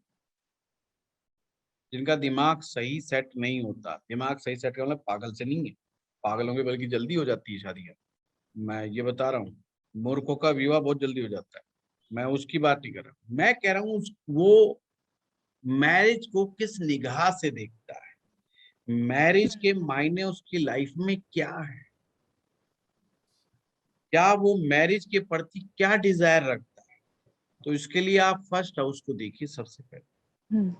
अगर लगन का स्वामी, ध्यान से, लगन का भाव का स्वामी 6ठे भाव में, 8वें भाव में या 12वें भाव में होगा, या तो वो जल्दी मैरिज करेगा तो गलत मैरिज करेगा, या देर कर लगाएगा बहुत ज्यादा और मानेगा नहीं पट्टा। ये ध्यान रखना। लगन के ऊपर पाप ग्रहों का प्रभाव, लगन पे पाप ग्रह 3 है, ये भी याद रखना, शनि, मंगल और राहु। अगर ये लगन पर बैठे हैं तो भी विवाह में देरी करवाते हैं। ये एक पार्ट। सेकंड पार्ट, सप्तम भाव में कोई वक्री ग्रह मिल जाए, और सप्तम भाव में कोई वक्री ग्रह बैठे तो कंफ्यूज करते हैं। कंफ्यूज आदमी का भी विवाह होना मुश्किल हो जाता है। एक्चुअली में जो ये कुंडली है ना, ये आपको बताती कि हमारे है ना, कोई भी विचार हम जब एक बार किसी विचार को बार बार रिपीट करते तो हमारे ब्रेन में ब्लॉक बन जाते हैं, किसी स्पेसिफिक विचार के ब्लॉक बन जाते हैं। जैसे किसी के दिमाग में ये विचार बन जाए, यार मैं शादी करूंगा और अगर मेरा तलाक हो गया तो लड़की कितने रुपए का मेरे फाइन करेगी, कोर्ट में कितने रुपए मेरे मांगेगी, तो सारी कमाई तो लड़की ले जाएगी। आप सोचिए, उसके मन में ख्याल आएगा शादी करने का? बिल्कुल नहीं आएगा। या लड़की सोचे कि जैसे मेरा बाप मेरी माँ को पीटता है, क्या मेरा पति भी तो ऐसे ही पीटेगा मुझे, तो मुझे शादी नहीं करनी। आप समझिए बात को। आप क्या दिमाग से मैनिफेस्ट कर रहे हैं, आप वही मैनिफेस्ट करेंगे जो आपकी कुंडली कह रही। पर हमने ज्योतिष उस चीज के लिए तो नहीं है ना कि यार जो ज्योतिष कह रहा है वही आप हो तो अच्छा है ना, हमें उसको रोकना है। ज्योतिष तो इंडिकेट कर रहा है कि भाई हाँ ये तुम गलत सोच रहे हो, इस सोच से बाहर आओ, उसके लिए आपको रेमेडी करवानी। तो जिसकी विवाह में लेट हो रहा है उस व्यक्ति के व्यक्तित्व के साथ प्रॉब्लम है। पहली चीज, first house is the personality, first house the personality of a person. अब एक बंदा कहता है यार मैं दाढ़ी नहीं कटाऊंगा, लड़की को देखने जा रहा है, यार मैं पुराना कुर्ता पहन के जाऊंगा, ये पहन के जाऊंगा, चप्पल हवाई चाहे भाई साहब मेरे को जैसा पसंद करेगी, मैं जैसा हूं मैं तो वैसे ही दूं। अब लड़की नहीं कर रही भाई, बार बार वो जिद पे अड़ा है। अब भाई उस लड़की को क्या पता है अंदर से भी तू ऐसा है कैसा है? कुछ चीजें दिखावे के लिए होती है। ये ब्यूटी पार्लर खुले हुए हैं, ये भाई इसी से चलते हैं, उन्हें पता ही नहीं है। अब लड़का भी मसाज करा के जा रहा है, लड़का भी वो फेस वॉश करा करके जा रहा है, लड़की भी करके जा रही है मिलने में। भाई ये कोई बात है? ये इसके पीछे कोई लॉजिक है? ऐसे ही थोड़ी ना है। इसका मतलब वो व्यक्ति ट्रेडिशंस को नहीं मान रहा है, कुछ ऐसी चीजों को अवॉइड कर रहा है जो उसे नहीं करनी चाहिए। लड़का या लड़की किसी ना किसी जिद को पकड़ के बैठे हुए हैं। हमेशा देखना जिनकी शादियां में देरी होती है वो जिद्दी होते हैं, किसी की बात नहीं सुनते ना मानते, अपने आप को ओवर इंटेलिजेंट समझते हैं। समझ लेना उनकी शादियां लेट होंगी। वैसे मेरे को 18-20 साल हो गए हैं ज्योतिष करते करते, हम तो बात सुन के समझ जाते हैं कि इसकी शादी होगी ना, कुंडली देखने की जरूरत नहीं है ना। तो कोई अपने विचार जैसे ही प्रकट करता समझ जाते हैं कि बेटे ये तो लंबा चले, फिर भी हमें देखना पड़ता है, नहीं तो मानेगा नहीं ना वो, तो कहेगा बिना देखे ही बोल दिया। दीपक पटेल जी, थैंक यू। नमस्ते गुरुजी। नमस्कार नमस्कार। मेरा क्वेश्चन वही था जो अभी तो बहुत सारा क्लियर तो हो गया, लेकिन ये पंचम और सप्तम में ज्यादा ग्रह बैठे हैं तो फिर वही तो इफेक्ट करेंगे ना?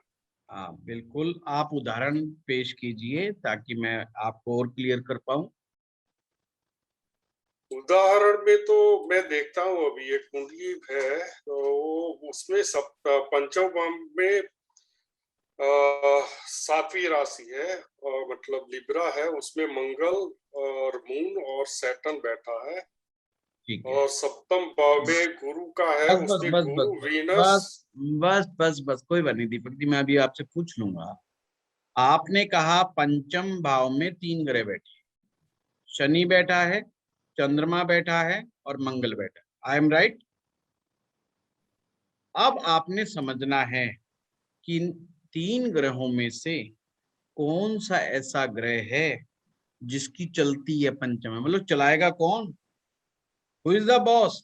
एक कमरा है, एक कमरे में 3 लोग इकट्ठे हो गए, अब एक तो बॉस बनेगा ना, तो उसी के अनुसार से मान लीजिए 3 बंदे आ गए खाना खाने किसी होटल में, अब वो खाना का मेन्यू कौन डिसाइड करेगा? जो सबसे स्ट्रांग होगा वही डिसाइड करेगा, या थोड़ा बॉस टाइप होगा। अब मान लीजिए आप अपने एम्प्लॉय के साथ जाते हैं और पूछते हैं बताओ भाई क्या खाओगे, तो कहे सर आप ही, जो आपको अच्छा लगे सर आप मंगा लीजिए। अक्सर हम यही करते हैं। तो ऐसे ग्रहों में भी है, ग्रहों को इंसान की तरह देखिए। अब दीपक जी आपने क्या सूत्र समझना है, ये सभी के लिए है। अगर दो या दो से अधिक ग्रह कहीं पर इकट्ठे हो जाए तो आपने देखना ग्रह युद्ध, ये मानना इनका युद्ध हो गया। तो युद्ध में कौन जीतेगा? भाई एक ने तो डिसाइड करना ही है कि हु विल विन। तो हम कैसे माने कौन विजेता है इस भाव का? राहु और केतु युद्ध में पार्टिसिपेट ही नहीं करते, मतलब युद्ध में भाग ही नहीं लेते।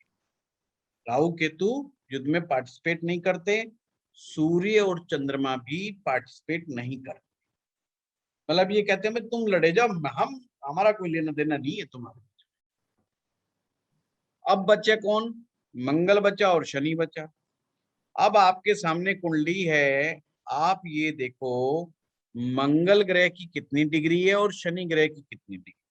मैं बहुत सिंपलेस्ट तरीका बता रहा हूँ आपको।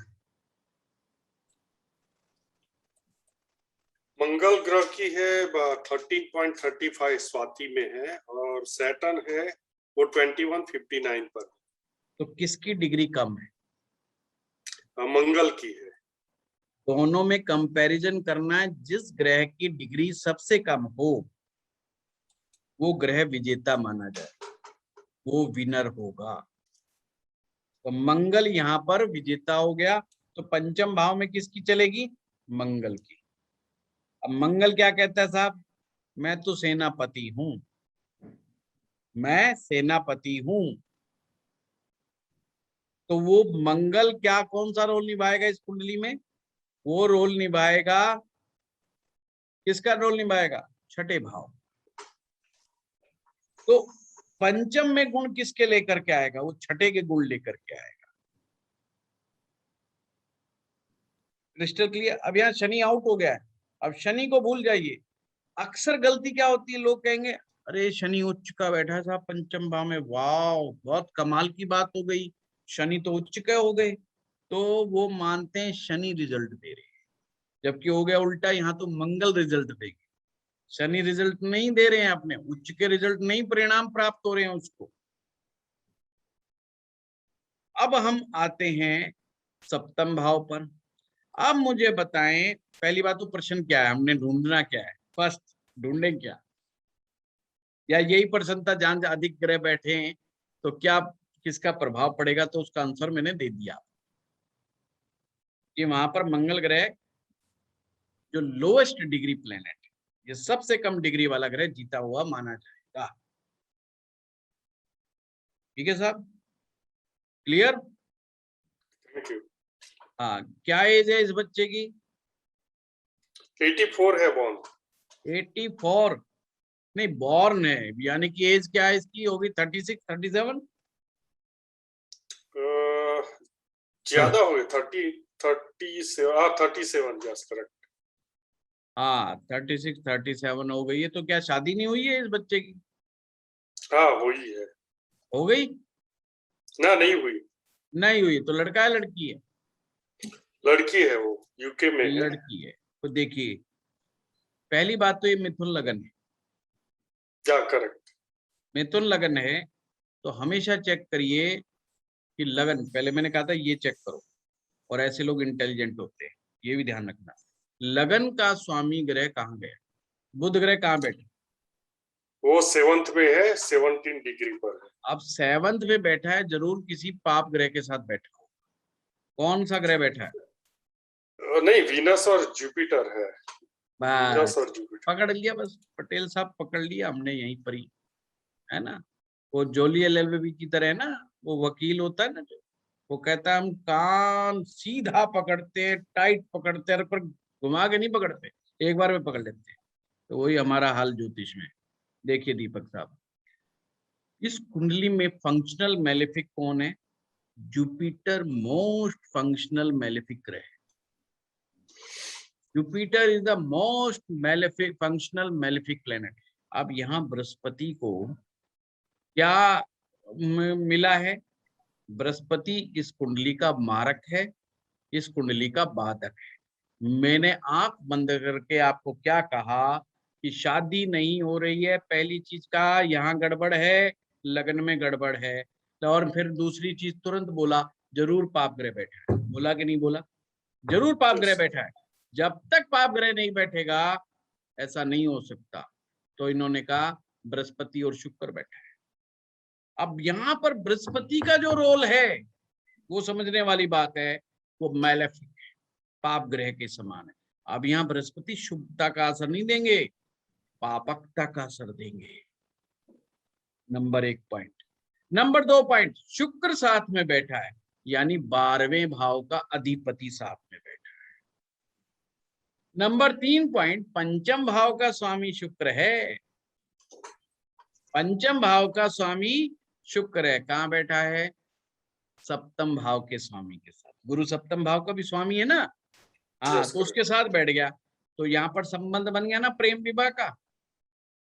प्रेम का स्वामी विवाह के घर में आ गया और वहां उसको वो मिल गया। पर क्या प्रॉब्लम? प्रॉब्लम कुछ नहीं है। आप देखा, समझ रहे हो? सप्तम का स्वामी के साथ पंचम का स्वामी आके मिल गया। यहाँ प्रॉब्लम एक हो गई। क्या सबसे बड़ी प्रॉब्लम हो गई? कि जो बुध ग्रह जी महाराज हैं उनको परेशान गुरु कर रहा है, उनको परेशान शुक्र कर रहा है। यानी कि ये कंफ्यूज है टोटली। इसको नहीं समझ में आ रहा है कि मुझे पति कैसा चाहिए। क्योंकि 12वां भाव जो है, मैंने क्या कहा आपको, 12वें भाव से होने वाला, पहली बात तो मैं क्रिस्टल क्लियर करूं कि लड़की प्रेम विवाह चाहती है। मैं आपको क्लियर बताऊं, ये चाहती है जो डिसीजन लूं मैं लूं। ये अपने माँ बाप की नहीं सुनती है, अपने माँ बाप की बिल्कुल नहीं मानती है, भाई बहनों किसी रिश्तेदार की नहीं मानती है। ये कहती है जो डिसीजन लूंगी मैं लूंगी, और वो मैं के चक्कर में बेचारी फंसी पड़ी है। ऐसा नहीं है कि इसके पास रिश्ते नहीं आए। जिसका पंचम और सप्तम का ऐसा कॉम्बिनेशन बन जाए उनके पास रिश्ते बहुत आते, क्योंकि सप्तम भाव में बुध जैसा, शुक्र जैसा, गुरु जैसा ग्रह बैठे। तीनों ग्रह गोरा रंग देते हैं। देखिए पर्सनैलिटी में बुध, गुरु, शुक्र तीनों के तीनों गोरा रंग देते हैं, अट्रैक्टिव लुक देते हैं। यानी लड़की सुंदर है। करेक्ट। कोई गड़बड़ नहीं है, लड़की में सौंदर्य भर के भरा पड़ा है। 36 की उम्र में भी 28 की नजर आती है। 36 की उम्र में भी 28 की नजर आती है। परंतु चक्कर क्या है? 12वां भाव दिमाग को खराब कर रहा है। गुरुजी महाराज दिमाग को खराब कर रहे हैं। इसको लड़का गुरु के आशीर्वाद से, अब समझिए, बुध है दिमाग, तो दिमाग में गुरु साथ बैठ गया। गुरु कहता है ऐसा लड़का हो बिल्कुल शुद्ध, मेरे सिवा नहीं देखे वो कहीं पर भी मुड़ करके, कोई उसमें ऐब नहीं होना चाहिए, हाईली इंटेलिजेंट होना चाहिए, बहुत पढ़ा लिखा होना चाहिए, हायर एजुकेशन होनी चाहिए, अच्छी पोस्ट पोजीशन उसकी होनी चाहिए। अब ये गुरु समझा रहा है उसको, अभी शुक्र भी समझा रहा है। शुक्र कह रहा है कोई लेना देना नहीं है भाई पोस्ट पोजीशन से, हमें तो लड़का सुंदर चाहिए, एकदम स्मार्ट, ऋतिक रोशन चाहिए, हमें क्या ऐसी तैसी करानी है पोस्ट पोजीशन की। तो दो ग्रह उल्टी दिशा में दिमाग को खोपड़ी घुमा गए। दिमाग का एक पक्ष कह रहा है ऋतिक रोशन चाहिए, दिमाग का दूसरा पक्ष कह रहा है हायर एजुकेशन चाहिए। अब दोनों कॉम्बिनेशन कहाँ मिले? सुंदरता और मूर्खता कॉम्बिनेशन अजीबोगरीब होते, नहीं मिलते। ज्यादा पढ़ा लिखा आदमी फिर वो मेरी तरह चश्मा लगा के बैठ जाता है, नहीं होता भाई सुंदर, क्या कर लो। अब वो कहे जी नहीं सुंदर भी होना चाहिए पर पढ़ा लिखा होना चाहिए। अब ऋतिक रोशन जैसा चाहिए जो अपना वर्कआउट करे और एकदम ये और ये और ये सब, वो बेचारा कहाँ से पढ़ेगा बड़ी बड़ी किताबें। It's a wrong combination. तो दिमाग में ब्लॉकेज गलत बना हुआ है। अगर ये लड़की जिस दिन कह देगी मेरे माँ बाप जैसे चाहेंगे मैं शादी कर दूंगी, भगवान मुझे जैसा लड़का भेजेगा मैं शादी कर दूंगी, शादी तुरंत तय हो जाएगी। ये खुद प्रॉब्लम है, ये खुद प्रॉब्लम है। इसकी एक इच्छा ये रखे कि मेरे को एक बार दिखा दो, क्योंकि लग्ने सप्तम में आया, मैंने कॉम्बिनेशन बताया था। जब भी लग्ने सप्तम का रिलेशन बनेगा, ऐसा व्यक्ति लव मैरिज में जाएगा। और ये किसके कारण होगा? Physical attraction. और ये लड़की भी उस दिन का इंतजार कर रही है कि जिससे इसको फिजिकल अट्रैक्शन हो, पर वो बहुत बड़ा पढ़ा लिखा हो। और पढ़ा लिखा आदमी इन चक्कर में नहीं फंसता। देखो कमाल की बात, वो इन चक्कर में नहीं पड़ता, वो बड़ी बड़ी किताबें लिए घूमता रहता है, या बड़ी बड़ी डिग्रियां लिए घूमता है, या अपने काम में फंसा रहता है, उसको कोई इन चीजों से चक्करों में नहीं। तो ये गलत कॉम्बिनेशन इसके दिमाग में बना हुआ है। यही कारण है कि इस कन्या का विवाह नहीं हो रहा। अगर इसे कहो कि ये भगवान के ऊपर छोड़ दे तो इसकी बात बने। क्यों भगवान के ऊपर छोड़ दे? गुरु सौग्रही है, गुरु सौग्रही है। गुरु सप्तम में बैठ करके सौग्रही है।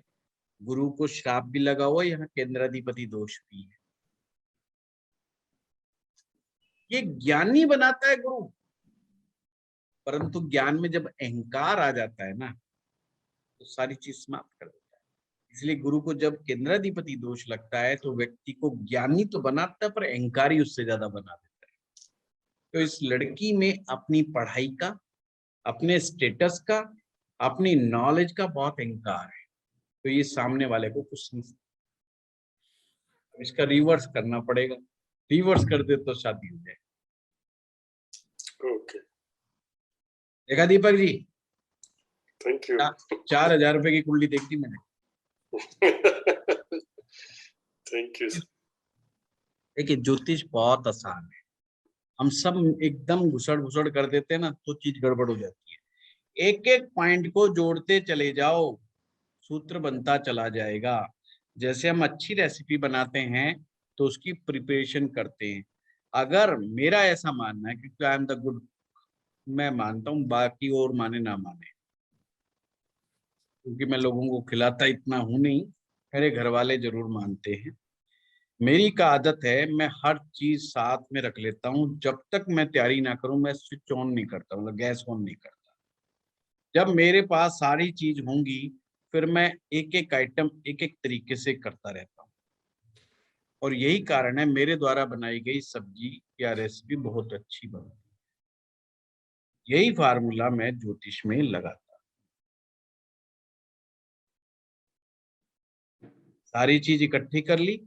पहले ये जानो कि हम क्या ढूंढ रहे हैं कुंडली में।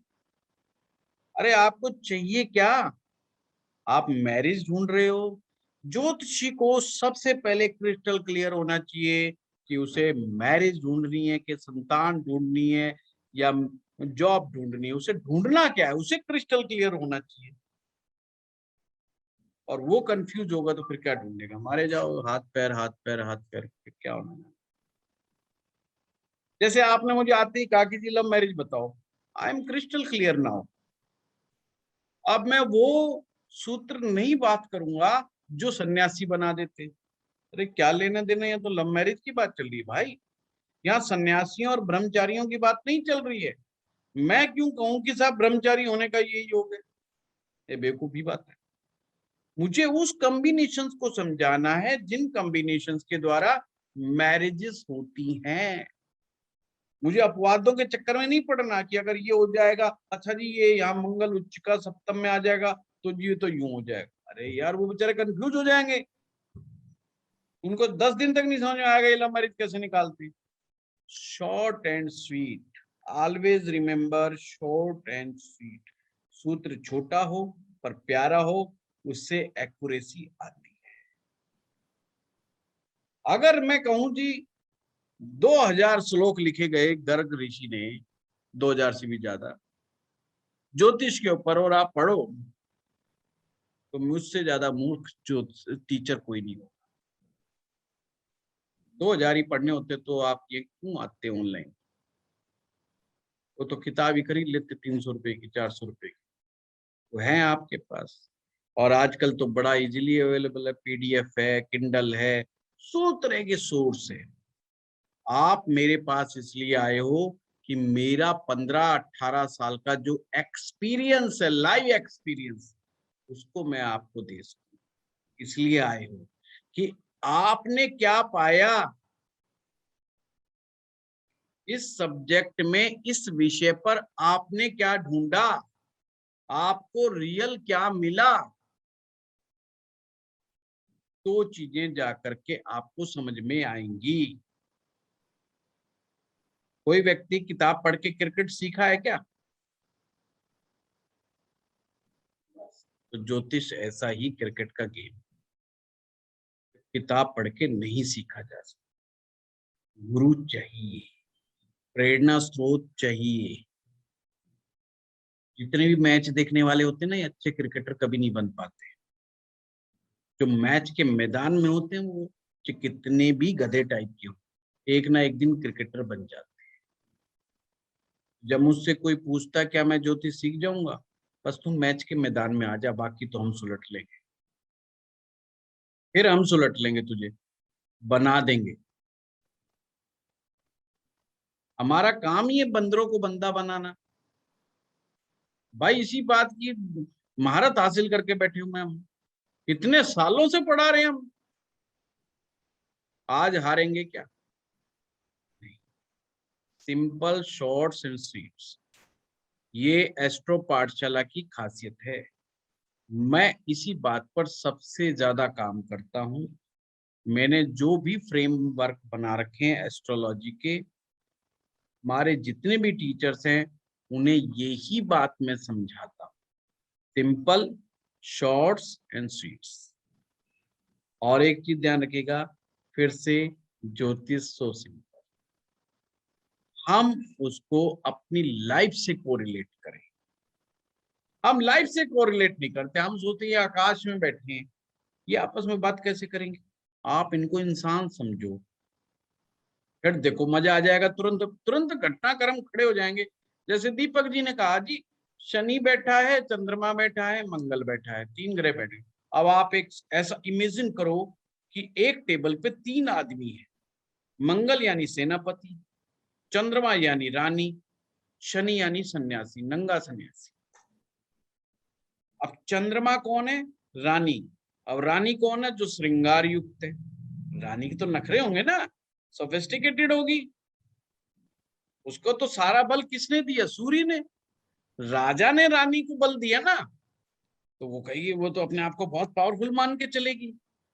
पर वो देखेगी मुझे किसके साथ बिठा दिया, ये दाढ़ी वाला बूढ़ा आदमी, सन्यासी आदमी।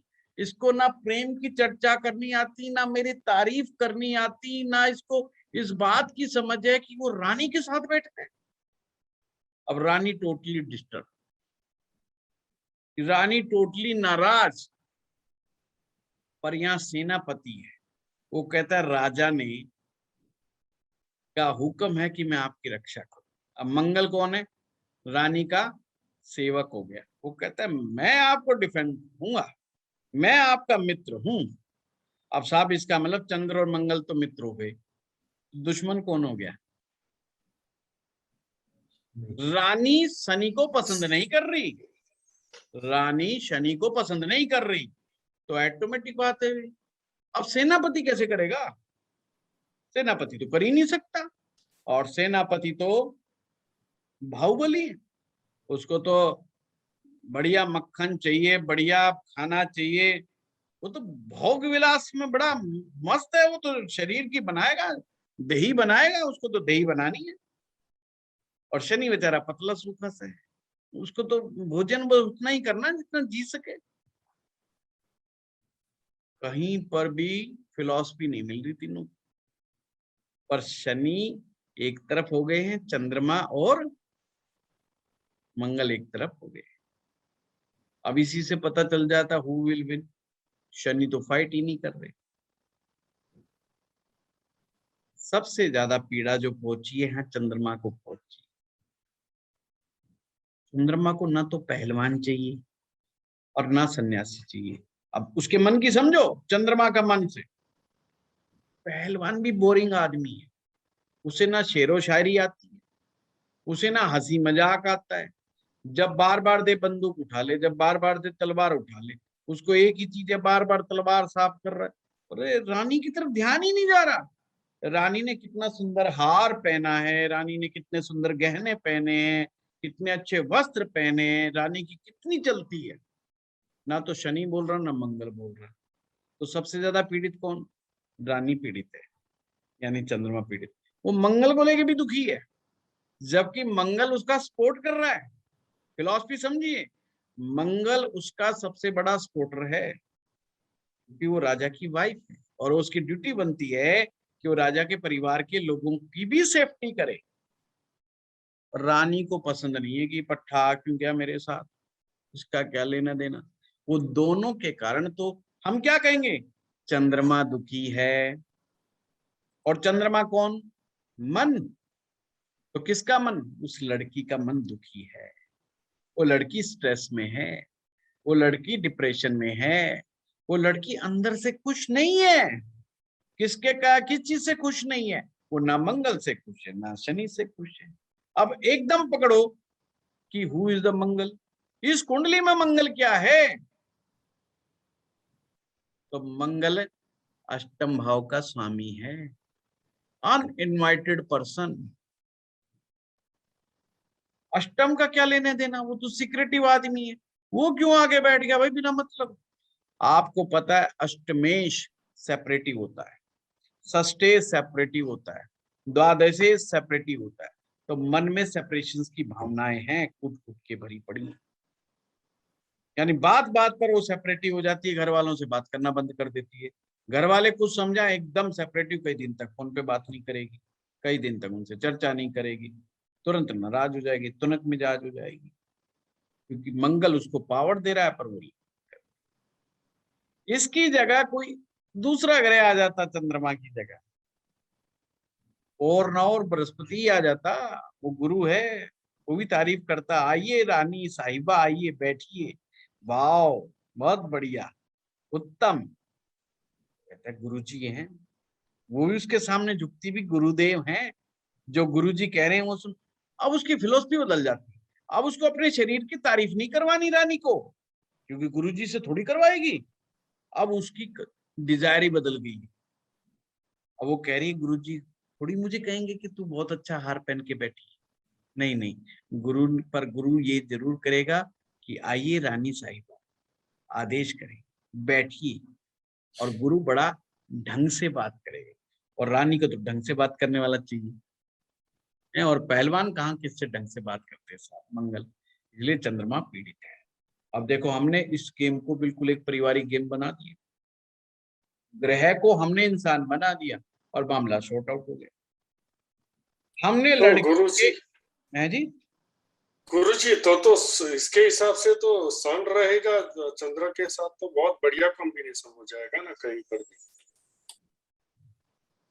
किसी महिला से पूछिए कि पति अगर ड्राइविंग करना सिखा दे तो कैसा रहेगा, वो कहेगी इतनी ड्राइविंग नहीं सिखाएगा जितनी बार गाली बकेगा।